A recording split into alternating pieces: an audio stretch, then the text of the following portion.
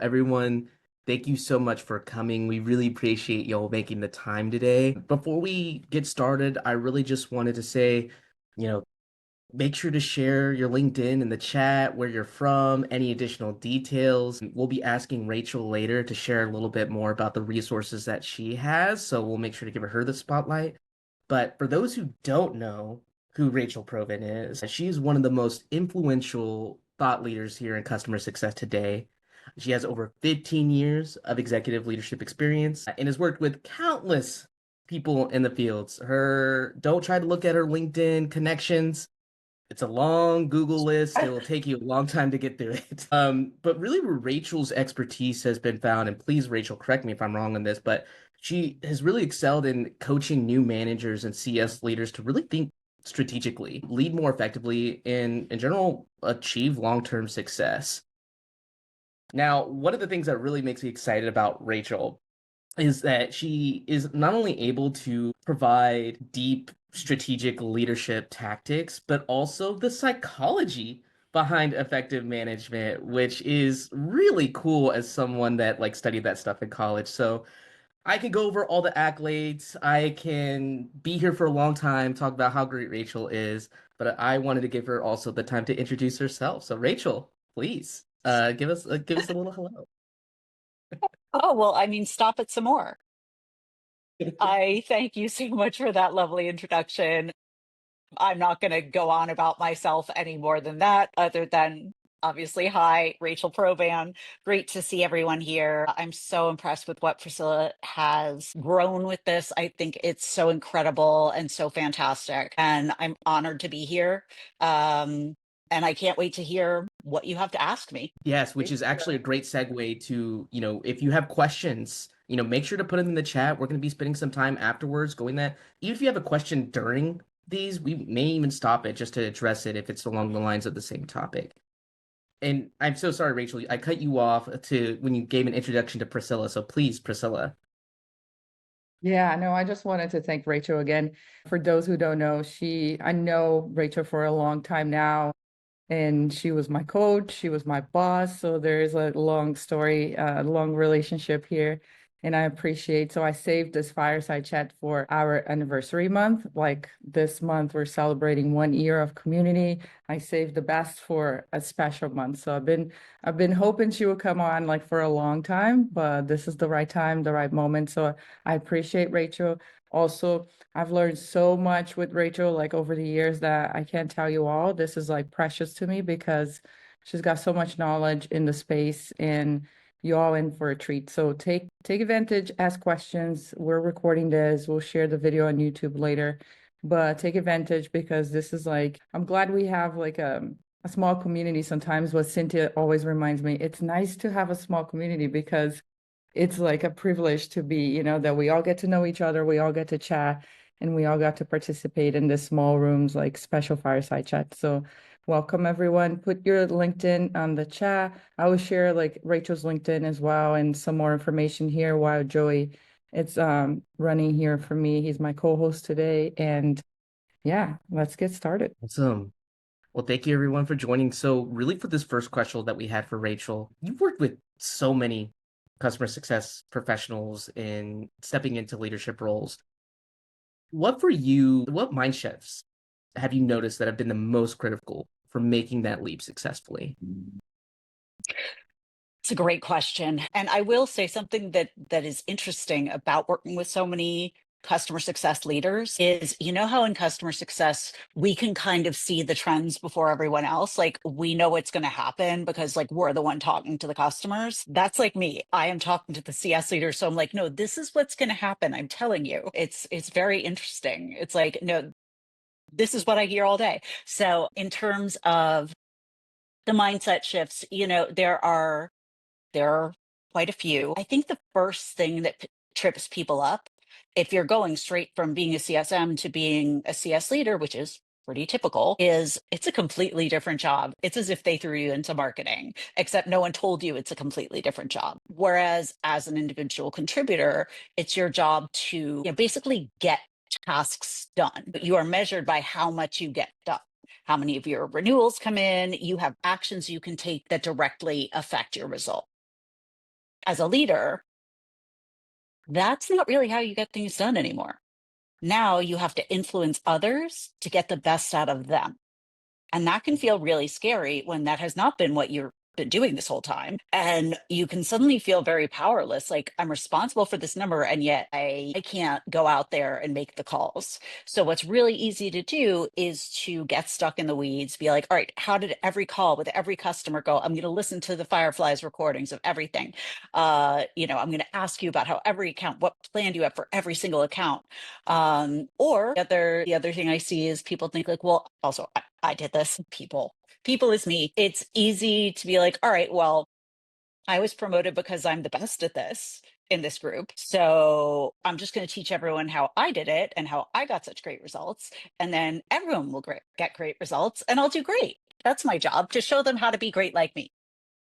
People do not like that. I promise you. Oh dear. Hold on. The dog is already attacking. I've warned them. I have a puppy who likes to attack me during phone calls because he gets jealous. But yeah. So just be ready for the fact that it's going to be scary and you're going to be like, but what do I actually do now? You set targets for people. You tell them what they are supposed to achieve, and then you give them some space to achieve it and let them know, like, you can ask me any questions. I'm here to remove blockers, but I'm not going to stand over you with the checklist. Like, you know how to do this. You've been here. So that's a huge one. But getting out of the weeds is incredibly difficult when it's been your focus the entire time. Another one is prioritization, because we are asked to do so much. We're basically like a mini corporation. We're asked to do marketing tasks. We're asked to do support tasks. We're asked to do sales tasks. And oh wait, we're asked to do CS tasks. Forgot those existed. So it's really easy with all these things on our plate. If you've been an IC before, you're not necessarily used to saying no to your boss. I mean, like, that's not going to work for me. And it's absolutely required. Like, I wouldn't put it that way exactly, but learning to prioritize, learning to say, all right, of all these things that I'm being asked to do, what's actually going to move the needle on revenue? Because guess what? Everything's about revenue now. At every company, everyone is scared senseless. But even if they weren't, it's business. We can care about our customers all day, but if they're not paying us, then, we're not going to be in business very long. Saying no to your boss. You need to be able to prioritize and say, look, I know all of these things are important. I want to align with you. That's not saying no. I want to align on priorities, and being able to say, in my understanding, this part right here is going to move the needle the most on revenue. So given that, some of these things are going to have to go in the parking lot. And usually they're pretty amenable to that. It's knowing that you have that license now to say no. Otherwise, you're going to be working around the clock and you're not going to be making a difference. Does that make sense? That makes 100% sense. And the next question I had here was like, it kind of like, we can continue to talk about, you talk about how like the traps, right? Like, as a new CS manager, you're trying to please everyone. You're still trying to you're still trying to be good at what you are, but this is a different position right now. I know you've had like so many cohorts now of like new managers, CS leaders, directors, like so many levels in your cohorts. What are some of the most common traps that you see holding them back from like being strategic? I think the main ones, and a lot of this is about the personality that customer success tends to attract. But interestingly, I think the first one is really people pleasing and perfectionism. Those two do tend to go hand in hand. We usually get into this because we like helping people, right? And we don't like to say no. We don't like to say, I can't do that. We don't want to disappoint anyone. We don't want to let anybody down. So that can be really hard when part of your job starts to be to say no. And people will occasionally, get a little butthurt about that. The other thing is when you're new in a position and it's a leadership position, you're not sure what is expected. Like, how much can I mess up and it's still okay? So I'm going to make it zero. Right. Perfectionism is a defense mechanism. Most of us learned it pretty early on to get so that like middle schoolers would stop torturing us. It's like, I'm going to make this impenetrable shield. I'm going to be so perfect that nobody ever has anything to say to me. And that way, no one can make me feel absolutely horrible. But in doing that, you waste a lot of time. And as a helper myself, like all these people, I think of it as there are people out there drowning, and you're not giving them a lifesaver because the embroidery isn't perfect. It's like, let's think about what we're really trying to achieve here. And the fact is, nothing is ever going to be perfect because you're not perfect. Neither am I. No one is. You're allowed to iterate. Everyone once you get into the, big rooms and everything and VPs, these are just other grown-ups who are no smarter than you are. And they make just as many mistakes. And all anyone's trying to do is be like, all right, let's see what we can do to move this forward. So you try things. You can't be afraid to try things. Don't try them on the entire customer base. Try them on a small section, but those tend to be big barriers, as is not knowing how to build a customer success department, because handling clients, different job than building and scaling the customer success department. What order do you scale it? Do you build it in? What happens first? What processes do we need? What tools? When? Those are a lot of the things that I teach, because when I got into that role, it took me a lot of years to figure that out. And, it was a very bumpy ride. And I was like, why didn't anyone just tell me this stuff? This would have been useful to know. So that is why one of the reasons I do what I do.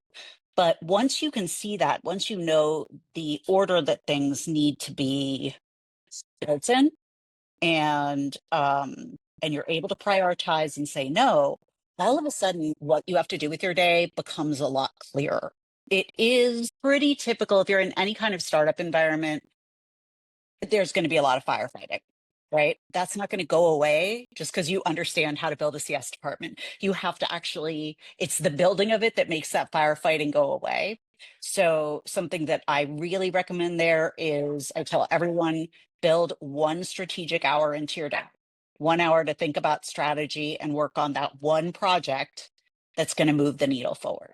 The rest of the time, you have to catch all the flying fireballs, right? But that 1 hour is sacred. We are in customer success. We are not surgeons. No one is dying in that hour.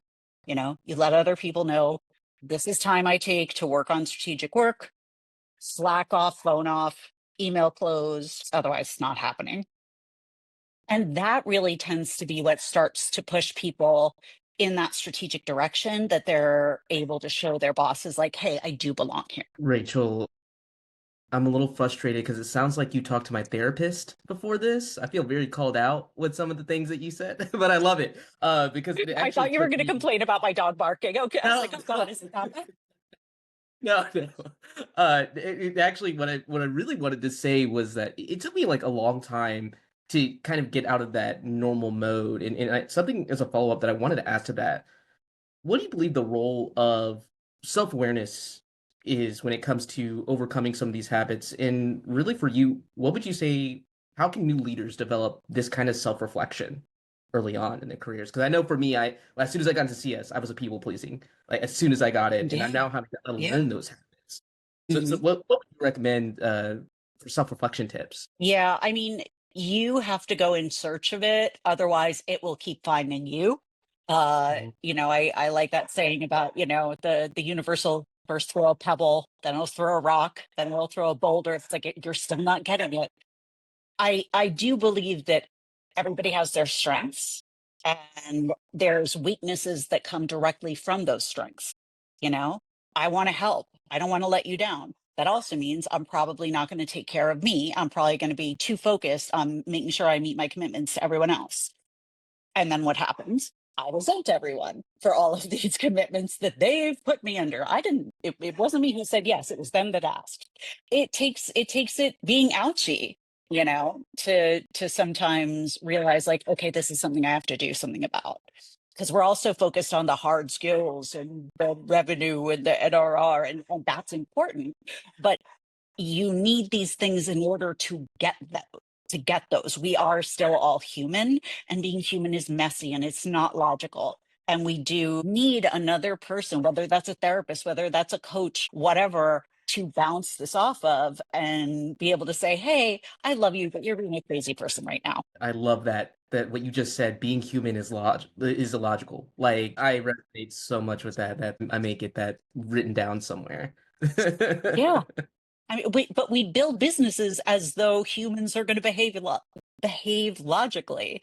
And it's like, good luck, good luck. It's why I'm caught by surprise. Like every single Yeah, time something new comes up, I'm like, why did you do this? We talked. yeah. It never makes any sense to me. The second part to that, Rachel, that you brought up was, having these conversations with the C-suite. And so when it actually, I feel like we have two different sets of people, right? There are some people that want to people please, and then those that are Hmm. intimidated by people in leadership. Like you already brought that up earlier. They're just people. And I know that I sometimes struggle with that. And so when it comes to those CS leaders who are intimidated by the C-suite, Hmm. how can they prove their value in ways that feel authentic to them? Yes. So I understand completely being intimidated by the C suite. I was for a very long time. And something else you should know, 9 times out of 10, they don't want you to be intimidated by them. They're a little bit lonely because people are so intimidated. So when someone talks to them like a human and not like a sir, yes, sir, it's really refreshing. But these are very busy people. The higher up you go, the more you have to say no. If that sounds like a fun job to you, saying no to people 9 times out of 10 during the day, that's their job. And they have to make these decisions quickly. We tend to focus on the customer and we focus on stories and we focus on nuance because that's how we get across our message. That's what resonates with us. That is the exact wrong thing to do with someone in the C suite because they need just the facts. They need bottom line up front. Like, what's the revenue impact of this? What can we do about it? If it's bad, how can we maximize it? If it's good, show me a chart so I believe you and be right. That I call it be fast, be right, be gone, bring slides. And that is what it has to be. Different levels of the organization will require different kinds of conversations. They need different levels of information. You have all that backup. You can say, I'm happy to dig into the details of absolutely any of this for you, but this is the bottom line. Yeah, no, that makes sense. And I've taken her course here, so a lot of the things that she's mentioning right now resonates, and I've seen the difference in every single cohort, like how like after 12 weeks, how like just the things that she's mentioning, like saying no, setting boundaries, be short, be quick, bring slides, 1 hour a day, like those small tweaks. It seems like they're small tweaks, but the difference that makes in your life and your day to day in your career, that's huge. And I've seen it firsthand, not only in the cohort that I took the class, but also in the cohorts after that, I joined as well as working with Rachel. So those are not to be taken lightly. And that 1 hour a day is something that it's stuck with me. And it's like, okay, you have to prioritize. You have to block 1 hour a day. Whatever it is that you're doing, you have to do that. It's not a choice. It's just like you taking a shower, going to the gym, like drinking enough water, otherwise you won't move the needle. And there's something else that I also love that you talk in the CS Leadership Academy, the player coach role. I know I'm going Mhm. off like a script here with a question, but I know this one is like a lot of people, especially now with like organizations doing less, do more with less.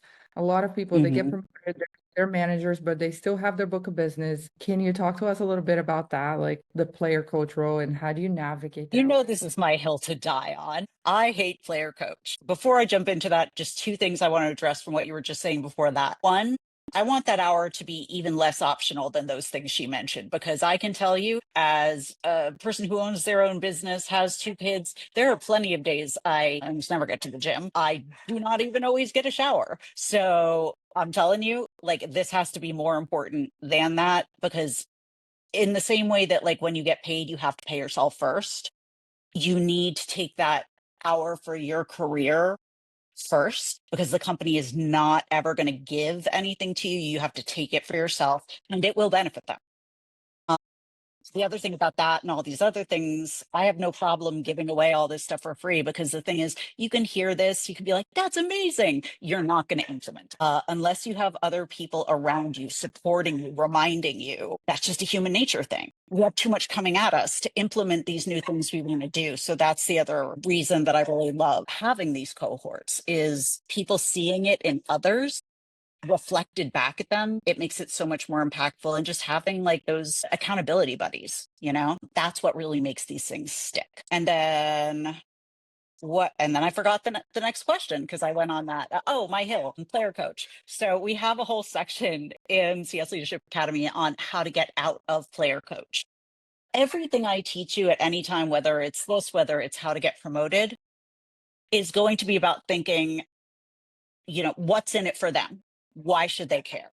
Okay. And the reason that they should not have you in player coach is that they are basically just hiring an extra expensive CSM. Because when you are in player coach, you do not have the time to work on the strategic initiatives you need to work on to move the company forward. You will stay stuck in reactive mode because you can't tell the customers, well, I'm going to put you to the side for a while I work on strategy. And you end up not meeting with your individual contributors. You don't coach your team. You just don't have time to do all of it. There's no way to fit 2 jobs into one person in 8 hours. The thing that people, so basically what you're doing is you're paying them more to do the same job they were doing. However, they have the capabilities, and you've noticed this, they have the capabilities to do this higher level work. Now, why is that paid? Because doing that work moves the company forward to where it can make more money. So doesn't it make sense to hire someone who makes less money to do the $10 an hour tasks, or the $50 an hour tasks, and let them focus on the $100 an hour tasks? So I have them break it down into like $10 an hour tasks, $50 an hour task, $100 an hour task, $1,000 an hour task, things that they're doing with their day, and then plunking it down and saying, here's how I'm spending my time. And I don't have the option of doing it any other way, or we will lose customers. So this does not make financial sense. I mean, to me, you shouldn't have to say that. And a logical person should understand that 1 + 1 does not equal 1, but just be really motivated. It doesn't math. You cannot do more with less. You have to do different with less. So you might have to hire like some offshore VAs or something to do some of the $10 an hour work. If there's stuff to be put in the CRM, if there's, busy work, stuff like that, if there's research to be done on clients, maybe outsource some of that. But don't dump everything onto the CS team and just, cut their team in half and say, make it work. Like they can't. So that's how I get people out of that. And it's been very successful because it's a compelling business case. Thank you, Rachel. I feel like you mentioned something earlier about what's the boss's investment into this? Like, and that just made so many things click inside my head of like, why should they promote me? Like, I know I'm doing a good job, but what is the opportunity, or what did they get out of that? And that there's so many things that just clicked into my head, right, with that just single statement. So I appreciate you sharing that. Well, everyone, I have a whole separate course on that. Like a self-directed mini course on that. But yeah, it does center around that question and making the business case for getting promoted. definitely going to be having some conversations with my own personal mentor about that. Do it. Well, sweet. If you have something to take out of this, it's like always remember this is something Rachel always repeats and tells everyone, like, what's in it for them.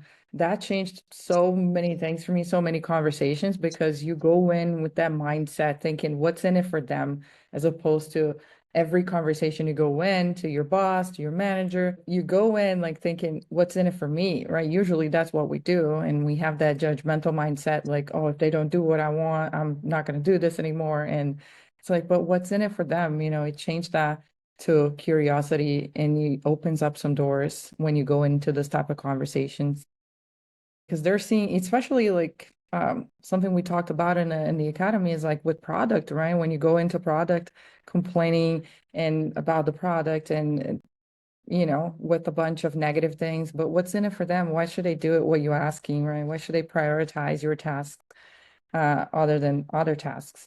So that's definitely a big You one. called their baby ugly all day, and now you want something. Yeah. So I mean, I'm biased here because I've taken her course already, so I love it and I learned so much. But if you do have the opportunity, it's 12 weeks and it's gonna save you like 3 years. I always tell Joey, like working with a coach and working with a mentor, I was able to fast forward my career like 3 years, as opposed to me trying to work by myself and learn all those things by myself and having to just discover this with fails and falling and getting up So if you have the chance to work with a coach, if you have the chance to take the CS Leadership Academy, 100% vouch for that, because that changed my life. I've been working with coaches and taking courses.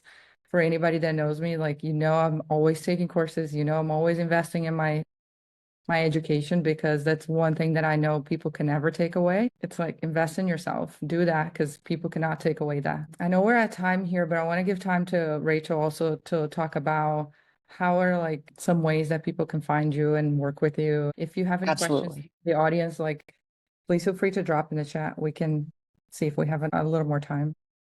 Yeah, I have time. So I did just drop the link in there for the page where you can register for CSLA and learn a little bit more about it. About 50% of my clients pay for it themselves, about 50% get reimbursed after the fact. What tends to work really well is being like, hey, I'm doing this thing for me. If there's any way you guys would be willing to sponsor me for it. But that goes over better than, hey, will you pay for me to do this thing?